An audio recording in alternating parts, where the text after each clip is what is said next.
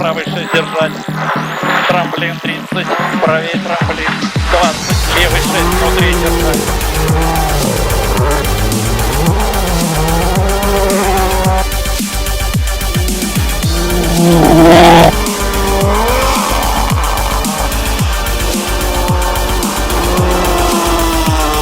Но мы уже поняли, что мы уже там за призовые места бороться у нас не получится, и нам надо уже проехать гонку без ошибок, и мы уже так старались ехать аккуратно и без, скажем так, каких-то оплошностей для того, чтобы все-таки финишировать хотя бы на 4-м месте.